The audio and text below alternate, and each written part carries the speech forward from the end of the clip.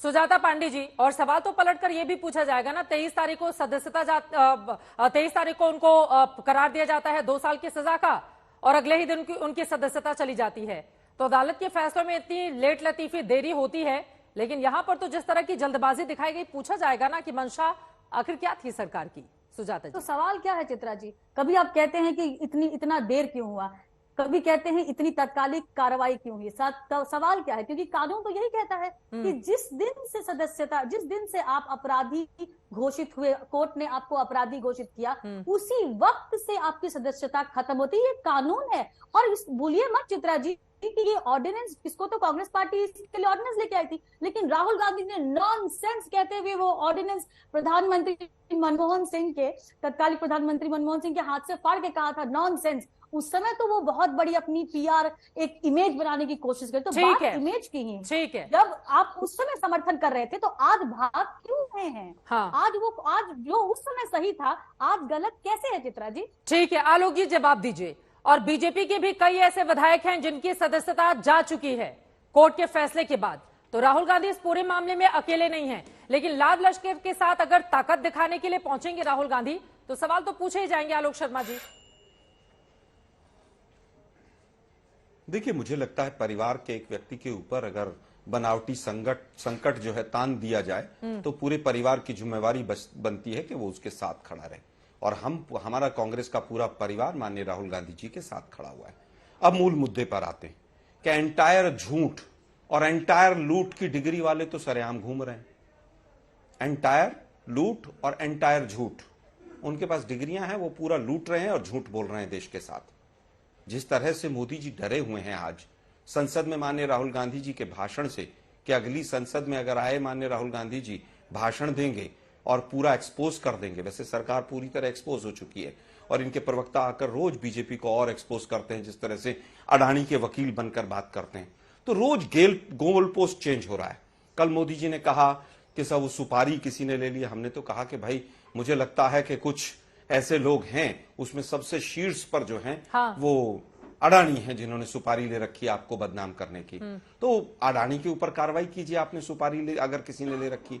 देश के प्रधानमंत्री के ऊपर 2017 में जान का खतरा था, हमने तब भी कहा भाई देश के प्रधानमंत्री हैं आप, आपके ऊपर खतरा नहीं होना चाहिए। 7-8 बार ऐसा सुनने को आया पिछले 10-12 साल में।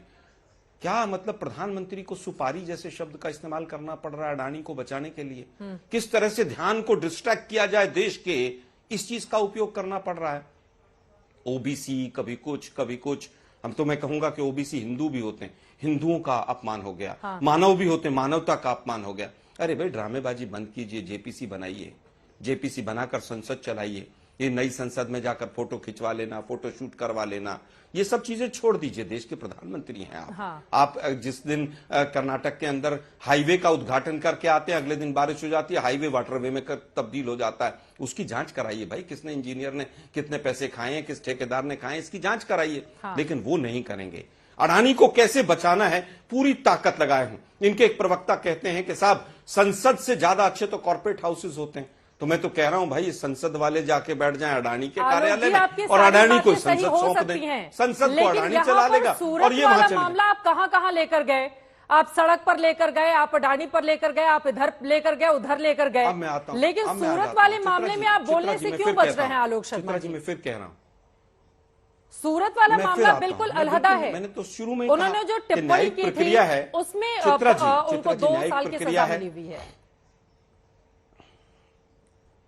चित्रा जी, सजा कैसे मिली, क्या मिली, उसके फ्लॉ क्या है, वो लीगल इशू है।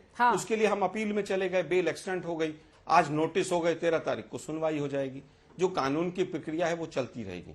कानून की प्रक्रिया कब हुई और क्यों हुई? आपने कहा कुछ बीजेपी के एमएलए के साथ भी ऐसा हुआ, लेकिन आप मुझे बताइए, हार्दिक पटेल भी उसी राज्य में था, 2 दर्जन से ज्यादा मुकदमे थे, देशद्रोह का भी था। वो कहां है आजकल? वो वॉशिंग मशीन में धुल के साफ हो गया। वही राज्य था, वही न्यायपालिका थी, वही पुलिस थी, सब कुछ वही था। एक केस होता है कर्नाटक में, एक स्टेटमेंट होती है जिसमें सवाल पूछा जाता है, स्टेटमेंट नहीं है वो भी। उसके बाद वो न्यायालय में कहां चलता है?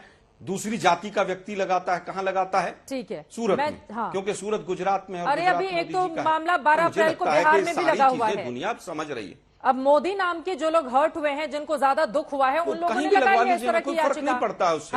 अगर गलती होगी, गलती होगी तो सजा मिलेगी, गलती नहीं होगी तो सजा नहीं मिलेगी। फिर जमानत काहे मिल गई? 2 साल की अधिकतम इसलिए दी गई लेकिन सर बार बार में वो बयान अब जिस पर राहुल गांधी को सजा मिली है, बार बार उस बयान को मैं बोलकर सुना नहीं सकती या मैं खुद नहीं बोल सकती, जिस पर सजा सुनाई जा चुकी है कोर्ट की ओर से। लेकिन सारे मोदी तो फिर इसमें तो जो मोदी उपनाम वाले लोग हैं उनको दुख पहुंचा है, वो राहुल गांधी को कोर्ट में लेकर जा रहे हैं। मोदी चोर ऐसा नहीं कहा है। हाँ। चित्रा जी क्या फिर आप है? कहेंगे मैं नहीं ये आप, पूछा सर, गया है आप बोलिए ना क्या है मोदी भाग के गए हैं। हाँ। इनके सबके पीछे मोदी क्यों लगा हुआ? मोदी क्यों लगा हुआ भाई? ये पूछ रहे हैं हम तो पूछ रहे हैं नीरव मोदी के सारे LOI तो किस तरह से मोदी साइन हुए शक क्यों और जता रहे नीरव हैं मोदी आलोक की शर्मा कौन सी हीरोइन ब्रांड एम्बेसडर थी? सारे मोदी का फिर यहाँ पर सारे मोदी शब्द जुड़ता है ना यहाँ पर। प्रक्रिया नहीं, सारे मोदी नहीं है शब्द उसमें। ये कहा गया है कि इन सब जो चोर भागे हैं इनके सबके पीछे मोदी क्यों है, सवाल ये है और इस सवाल पूछा गया है।